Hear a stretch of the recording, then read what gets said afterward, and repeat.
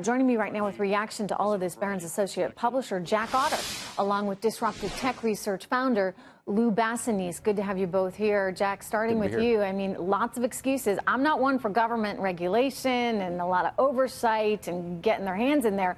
But if these companies can't do it themselves, is that what it's going to come to? I think eventually it would. You're exactly right, if they can't do it themselves. I don't want to make an excuse for them, but I do want to explain the phenomenon here. If you think how young these companies are and how insanely quickly they have scaled up, it's really no surprise that it's come to this. They invented a megaphone that anyone on Earth can use to reach anyone else on Earth. I mean, my first job was at a tiny newspaper where we had an unusual policy, which was that we would print any letter to the editor. Our one rule basically was that it couldn't be libelous.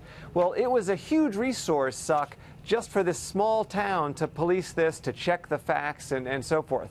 I can't even conceive of how they could do it at scale. Now, again, I'm not saying that therefore they're allowed to do anything, but I do think it's important for us to understand the hugeness of this problem, and it will take time to solve all the issues you've just raised. Yeah, you know, Luis, I guess one of the things that frustrates a lot of conservatives is that they feel like conservatives are being censored on some of these online platforms more than, say, some folks who are Islamic extremists that want to get together to do really bad stuff.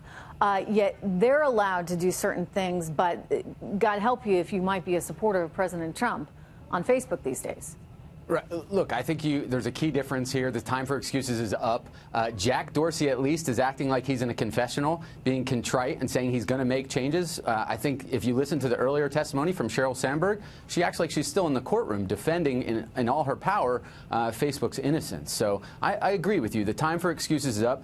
Jack's point that these companies are still young, a little bit immature, I think they can't rest on that any longer. Well, and maybe this is why they need government now, you know, hauling them up there to Capitol Hill saying, guys, get your act together. I don't know if this is a wake-up call for them. It ought to be, but I don't know, is they're ever really going to be as incentivized to do what they need to do here, because, you know, there's not a lot of competition out there. Let's face it, Jack, and I actually think this might be one of the problems going forward. When you look at Facebook, it's a pretty big darn company, and everybody's on it.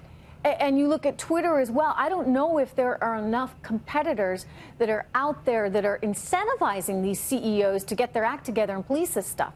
Well, as someone who is in the business of basically old media and who is watching all of the growth in advertising dollars going to Google, Facebook, and a few other players, I couldn't agree more. These companies are enormous in scale. They have first mover advantage. They have gigantic moats. So, yeah, there's very little way to go against them. Now, I will say it is actually not in their commercial interest to be megaphones for Islamic extremists or anyone else you don't want to hear. In fact, that's bad for business. It means that respectable advertisers don't want to be seen on that platform. It means that government will crack down. It means that we'll sit here on television and say bad things about them. So I wouldn't suggest that somehow it's helpful for them. You know, they're not looking for that marginal ad buck that goes on the extremist right-wing or left-wing site. They'd be happy to get rid of it. The problem is it is, of course, incredibly expensive and logistically difficult to do it, and they're trying to figure that out. Yeah, which is not an easy thing to do. But, you know, you think back to all the wonderful things that have made our country such a success, and a big part of that, of course, is freedom of speech. And so people would say they should be able to articulate themselves in any way, shape, or form online. But at the same time, Luis, our founding fathers never anticipated anything like what we have now. Nobody thought that you'd have this megaphone for hate out there, Islamic extremism or bullying such as you see online.